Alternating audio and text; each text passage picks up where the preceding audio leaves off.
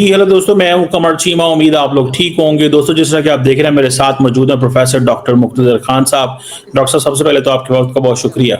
Thank you very much कमर साहब। आपके सुनने वालों को मेरा सलाम, नमस्ते, सत श्री अकाल, वनक्कम। थैंक यू डॉक्टर साहब। दो तीन इंपॉर्टेंट टॉपिक है, लेकिन सबसे पहले जो है वो H1B, उसको बहुत ज्यादा डिस्कस किया जा रहा है इस वक्त। तकरीबन कहा जा रहा है 70% जो H1B के बेनिफिशियरी थे वो इंडियंस थे, और अब ट्रम्प टीम ने उसको ऊपर 1 लाख फी लगा दी है। Why are they doing this? मतलब अगले दिन तो हैप्पी बर्थडे किया, फोन किया, कहा नरेंद्रा इज माई फ्रेंड, और आज जो है वो आप $1 लाख कर दिया। कहा यह जा रहा है कि ये इंडिया स्पेसिफिक है और इंडिया को हिट किया जा रहा है। What do you make of this sir? Qamar साहब, आपकी मेरी 2-3 साल से दोस्ती है। जब आप मुझसे बात करते हैं, आप क्या पाकिस्तान के नेशनल इंटरेस्ट कॉम्प्रोमाइज करते हैं? नहीं ना। तो ट्रंप क्या फोन पे बात करना मोदी से हैज नो वैल्यू, सिवाय इंडियंस के नोबडी केयर्स।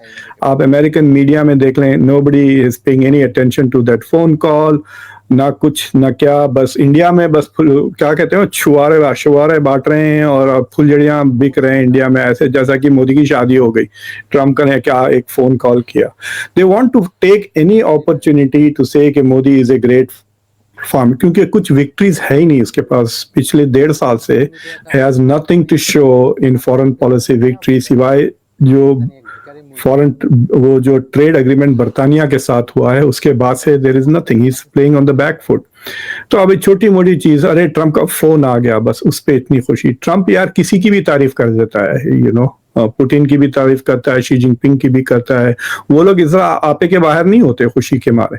सो मुसलसिल इंडिया के ऊपर वार पे वार किए जा रहा है डोनाल्ड ट्रंप।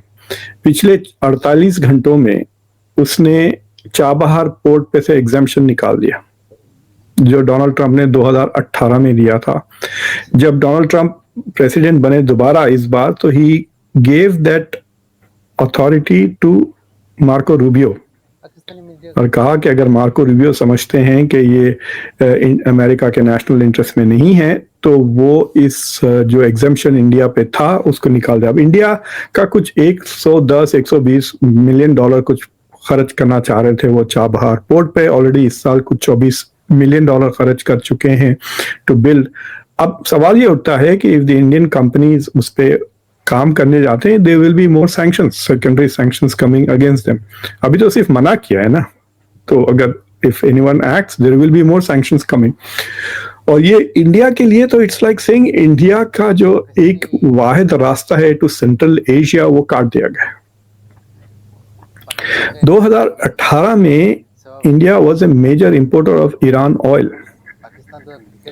और इस सैंक्शंस के बाद इंडिया ने वो 2018 के सैंक्शंस के बाद ईरान से तेल लेना छोड़ दिया, और ईरान ने वो तेल चाइना को 90% मतलब 10% डिस्काउंट, 10-15% को डिस्काउंट पे बेचता है। 90% अब ईरान का तेल डिस्काउंटेड प्राइस चाइना को जाता है। तो सैंक्शंस के बाद इंडिया तो अमेरिका के दबाव में आ गया, लेकिन चाइना ने नहीं आया। China continued. वो सैंक्शंस तो सारी दुनिया पे थे, it was not just on India कि आप ईरान से तेल ना लें, but China continue to buy, and it is become the biggest advantage China के लिए फाइनेंशियल है कि दुनिया का सबसे सस्ता तेल, उसका 90% उसने मार्केट कब्जा कर लिया है चाइना ने। तो India made a sacrifice there on Indian national interest 2018 में, लेकिन चाबहार पे नेगोशिएट करके उनको एग्जाम्पशन डोनाल्ड ट्रंप ने दे दिया था कि ठीक है, आप चाबहार पोर्ट को इंपोर्ट इन्वेस्ट करें, क्योंकि Chabahar port is India answer to Gwadar, right. तो कनेक्टिविटी का ये जो खेल चल रहा है सारी दुनिया में, वो जो नॉर्दर्न ट्रांसपोर्टेशन क्या है, वो नॉर्थ साउथ ट्रांसपोर्ट कॉरिडोर जो है, international north south transport corridor, हाँ, स्टार्टिंग सेंट पीटर्सबर्ग से मुंबई तक आता है। हाँ, तो वो बॉम्बे कैसा आएगा? वो चाबार तक आता है, फिर वहां से बोट से वो बॉम्बे तक आएगा, right. It would have come to Bombay if it was coming through Pakistan, क्योंकि पाकिस्तान has not accepted ये। तो इनफैक्ट अब पाकिस्तान को इनवाइट किया गया बाय रशिया, अगर आपको याद है, to join the north south corridor. तो एक वो चीज थी। तो वो बंद हो गया। फिर इंडिया जो साउथ सेंट्रल एशिया के साथ ताल्लुकात बढ़ा रहा है, आपको याद होगा 2 साल पहले India+5 की मीटिंग नेशनल सिक्योरिटी का एडवाइजर्स की अजीत डोवल ने होस्ट किया था, सेंट्रल एशिया के 5 आए थे। तो so all of this SCO वगैरह, इसका कोर इज सेंट्रल एशिया। तो अब वो सेंट्रल एशिया के लिए इंडिया की गेट बंद हो जाएगी इफ चाबहार पोर्ट का वो India will have to negotiate. देखिए ये जो बायलैटरल ट्रेड अग्रीमेंट चल रहा है, इस पे दबाव डालने की, इंडिया पे दबाव डालने की ये टैक्टिक्स है। तो अब इंडिया बोलेगा कि आप चाबहार पोर्ट भी हमारा आजाद करें, तो ट्रम्प कहेगा इसके बदले आप क्या करेंगे मेरे लिए। So he is adding new things. H1B का वीजा, तो अब इंडिया कहता है भाई H1B पे इतना वीजा क्या लगा रहे हैं आप, $1,00,000 आप उसको कम के, तो वो कहेगा तुम मेरे लिए क्या करोगे, will you open it for agriculture, will you open the market for dairies, इस तरह की चीजें। तो he stacking up his side of the negotiation table. और देखिए लगाना आसान है, निकालना मुश्किल है।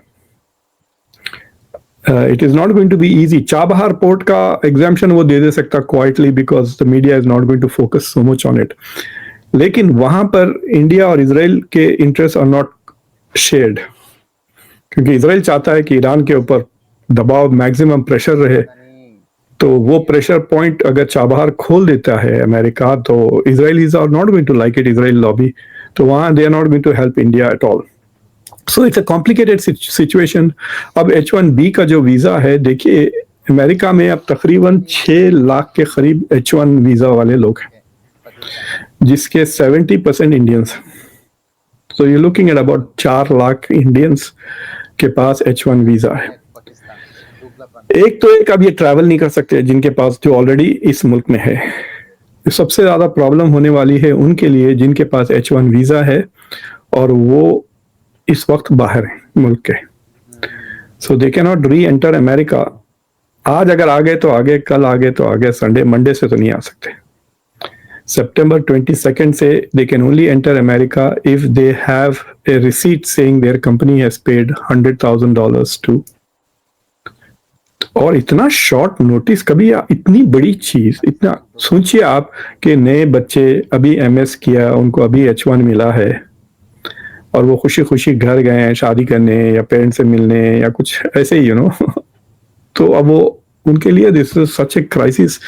So that's why people must be rushing back. मैं देख रहा था टिकटें ऐसे he have gone through the sky, India US के टिकट्स, खासतौर से इंडिया टू US जो वन वे टिकट्स हैं वो तो बहुत ही महंगे हो गए हैं इस वक्त। तो I think it has created crisis. और इंडिया तो अभी भी, मतलब इंडिया की मीडिया वगैरह तो अभी भी वो खुशियां मना रहे हैं ना कि नरेंद्र मोदी को फोन करके हैप्पी बर्थडे कहा, what a great man you are, इस तरह की बातें ट्रम्प की। They need to really focus कि क्या हो रहा है। Plus why is India alerting? क्या इंडिया को नहीं पता था कि ये आने वाला है डाउन द पाइपलाइन? कहाँ है इंडिया के अजीत डोवल? आई मीन दुनिया का सबसे बड़ा intelligence failure, serial failure is Ajit Doval. उसको कुछ नहीं पता होता। नेपाल में तख्ता पलट गया, उसको नहीं पता। बांग्लादेश में तख्ता पलट गया, उसको नहीं पता। H1 ये क्यों नहीं पता था इंडिया की इंटेलिजेंस को? इतने बड़े टेढ़ मार खा, इतने सारे इंडियंस काम करते हैं इस एडमिनिस्ट्रेशन में। देयर इज नो इंक्लिनेशन कि this is coming down the pipeline. क्या ऐसे ही बैठ के लास्ट नाइट बैठ के सुबह में थोड़ी डाल दिया, राइट? एटलीस्ट एक आध महीने से ये डिस्कशन चल रहा होगा ना। So to me this is like a failure of Indian government on many levels कि वो मैनेज ही नहीं कर सक रही अपने relations with America and ये unnecessarily मोदी करके बैठे हुए हैं। Modi has good relations with, fuck it, बकवास है। focus on the country। वो मर जाएगा कल, इंडिया नहीं मरने वाली, अमेरिका नहीं मरने वाले। ये रिश्ते 100 साल के बाद भी होंगे, 10 साल के बाद भी होंगे। So they are undermining the इतने टेंशन में आ गए हैं। अब मेरे खुद के स्टूडेंट्स हैं इंडिया से, अब उनकी स्ट्रैटेजी क्या होगी? सोचिए आप जो PhD कर रहे हैं, अब वो 3 साल के बाद ग्रेजुएट होंगे, 4 साल के बाद ग्रेजुएट होंगे, वो क्या करेंगे? PhD इतनी बेकार चीज हो गई है दुनिया में। 6-6, 7-7 साल लग रहे हैं अमेरिका में आजकल PhD करने। आपकी जिंदगी के बेस्ट साल खत्म हो रहे हैं। You are in your 20s, आप 27 के हैं, 35 के हो जाएंगे PhD आए तक। You given away the best years of your life reading and writing. That's all you are doing on minimum, जो मिनिमम स्कॉलरशिप हम देते हैं। अब ये और बात है कि at the end of the tunnel आपके लिए अमेरिका में फर्स्ट वर्ल्ड में लाइफ है as a professor in an American university, तो एक इंसेंटिव था, अब वो नहीं रहा।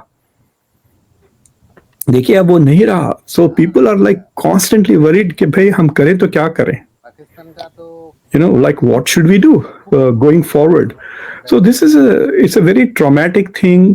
और जो इंडियंस ऑलरेडी फंसे हुए हैं, ग्रीन कार्ड भी इतना डिले हो रहा है, कह रहे हैं कि बाज़ लोगों के लिए तो 100 साल लग जाएंगे to get their citizenship. Green card के लिए 10-10 साल लग रहे हैं, 14-14 साल लग रहे हैं। सो it's a very complicated scenario, you know, कि ये जो अमेरिका में लोग अमेरिका के जो ख्वाब के लिए आते हैं। मैं अभी जो लाइव शो कर रहा था आपसे बात करने से पहले, तो एक उनका नाम बोल रहा हूँ, सनी सिंह कोई थे, उन्होंने कहा कि इंडिया के ख्वाब डोनाल्ड ट्रंप ने तबाह कर दिए इंडियंस के। Indians way dreaming the American dream. तो एक खत्म। दूसरी चीज ये है कि it's not good for America also, मतलब अमेरिका के लिए भी नुकसानदेह है। कहाँ से लाएंगे आपको, अगर आपको हर साल तकरीबन 1 लाख, अब के कुछ मेरे ख्याल से 65,000 उन्होंने H1B वीजा इश्यू किए हैं, तो ये आ रहे हैं इंडिया से ज्यादातर। 71% इंडिया से आते हैं, 12% चाइना से आते हैं। यानी कि चाइना को 10-12% से क्या फर्क पड़ेगा, राइट? सो सबसे ज्यादा इसका this is like an anti India step, इसमें कोई दो राय ही नहीं है। This is directed against India, और if anybody says any otherwise, ये मोदी है तो इसलिए मुमकिन है। This has happened under Modi's watch. He has to take accountability for it. इतने बड़े बड़े बातें किए थे डॉक्टर जयशंकर, आप चुप बैठे हैं, खड़े रह के लेक्चर दें वर्ल्ड ऑर्डर पर। ये बकवास है, मल्टीपोलर वर्ल्ड कुछ भी नहीं है मल्टीपोलर। या तो इधर भाग रहे हैं या उधर भाग रहे हैं, या बीजिंग की तरफ या डीसी की तरफ। डीसी से एक फोन क्या आ गया, जैसा कि शादी हो गई आपकी, इतनी खुशी, सारा मुल्क खुश हो रहा था। So I am very upset honestly कि ये इंडिया के नेशनल इंटरेस्ट को डुबा रहे हैं इन परस्यूट ऑफ डोमेस्टिक इलेक्शंस।